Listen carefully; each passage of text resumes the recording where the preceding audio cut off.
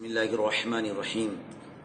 عزیزان محترم، آج کچھ بڑی ضروری اور اہم باتیں آپ کے سامنے رکھنے کی جسارت کر رہا ہوں۔ کچھ میسج میرے پاس بھی آئے اور آپ کے پاس بھی آتے ہوں گے کہ بعض لوگ یہ میسج اکثر پھیلا رہے ہیں کہ رمضان 28 مئی کو شروع ہوگا اور پیارے آقا صلی اللہ تعالی علیہ وآلہ وسلم نے ارشاد فرمایا کہ جو اس کی خبر سب سے پہلے کسی کو دے گا اس پر جہنم کی آگ حرام ہو جائے گی۔ یہ بالکل جو ہے بے دلیل بات ہے، اس سے بچنا ضروری ہے۔ اور پھر آگے میسج بھیجنے والا یہ بھی لکھ دیتا ہے کہ میں نے تو اپنا کام کر دیا، آپ بھی کسی کو یہ خبر پہنچا دیجئے تاکہ وہ بھی جہنم کی آگ سے آزاد ہو جائے۔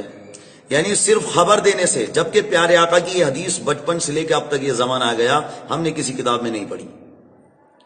اس قسم کی من گھڑت جھوٹی باتیں میسج کے ذریعے واٹس ایپ فیس بک پر پہنچائی جاتی ہیں، تو ان چیزوں سے بچنا مسلمانوں کو بڑا ضروری ہے۔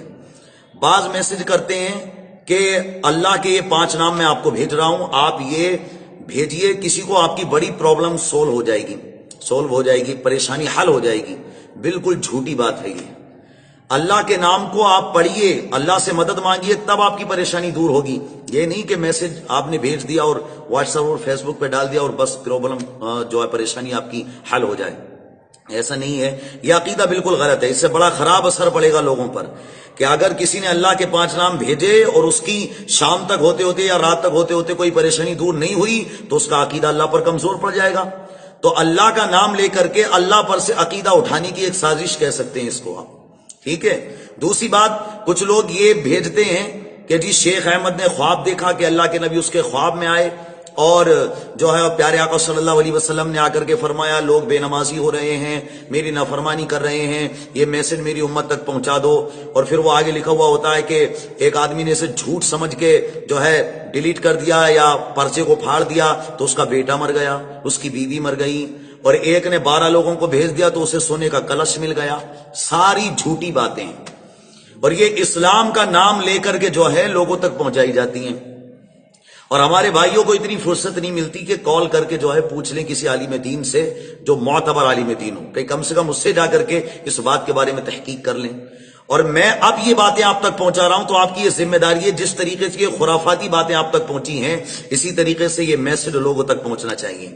یہ شیخ احمد کا خواب ہو یا بغداد کی کوئی لڑکی کے بارے میں آتا ہے کہ اس نے خواب دیکھا، یہ میسج 12 کو پہنچاؤ، 20 کو پہنچاؤ، پریشانی دور ہو جائے گی، پرابلمز سولو ہو جائیں گی، بالکل جھوٹی باتیں ہیں۔ اسلام سے ان باتوں کا کوئی تعلق نہیں۔ اچھا، ایک حدیث یہ پیارے آقا کی طرف لگائی جاتی ہے کہ پیارے آقا نے فرمایا میں نے یہ بات آپ تک پہنچا دی ہے جو ہے، اور یہ اگر آپ نہیں پہنچاؤ گے تو پیارے آقا نے فرمایا ہے کہ بے نور ہو جائے اس کا چہرہ جو میری حدیث کو آگے تک نہیں پہنچائے۔ حالانکہ اس قسم کی حدیث بھی ہم نے کسی کتاب میں نہیں پڑھی کہ پیارے آقا نے یہ اس کے لیے الفاظ استعمال کیے ہوں کہ بے نور ہو جائے اس کا چہرہ۔ بے نور ہونے کے لیے نہیں کہا ہے، سمجھیں آپ، اتنا ضرور کہا ہے پیارے آقا صلی اللہ علیہ وسلم نے کہ اللہ رب العالمین پیارے آقا نے فرمایا کہ اس کو سبز و شاداب رکھے، اس کو خوش رکھے جو میری حدیث کو سنے اور دوسروں تک پہنچائے۔ یہ حدیث تو ملتی ہے لیکن یہ نہیں ملتی کہ بے نور ہو جائے اس کا چہرہ۔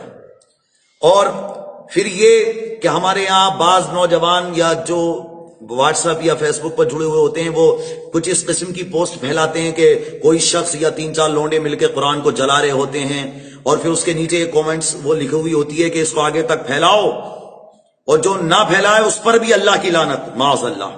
یعنی کہ اس غلط بات کو زیادہ سے زیادہ لوگوں تک پہنچاؤ کہ ہمارے قرآن کی توہین ہو رہی ہے، ہمارا قرآن جلایا جا رہا ہے، اور ہم اس کو آگے سے آگے تک پہنچائیں، اور نہ پہنچائیں تو ہم پر لعنت ہو، معاذ اللہ کی رب العالمین۔ یعنی کون سی سوچ لے کر کے ہم چل رہے ہیں آج کے دور میں؟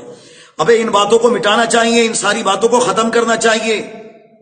اچھی باتیں جو دین کے تعلق سے ہم تک پہنچی ہیں ماشاءاللہ ان کو پھیلاؤ نا۔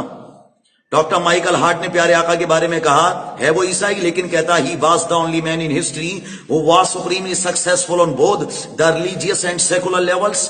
ایسی باتیں پہنچاؤ نا جو ہمارے نبی کی تعریف میں ہیں، ہمارے قرآن کی تعریف میں ہیں۔ وہ کہتے ہیں most repeatedly readable consolidated divine book of universal knowledge, Quran کے بارے میں یہ باتیں پہنچانی چاہیے عوام تک تاکہ قرآن و حدیث پہ عقیدہ پختہ ہو۔ یہ لڑائی بھڑائی کی باتیں کیوں پہنچاتے ہیں ہم ایک دوسرے تک، لڑائی جھگڑے کی باتیں کہ جس سے مسلمانوں کا خون کھولے؟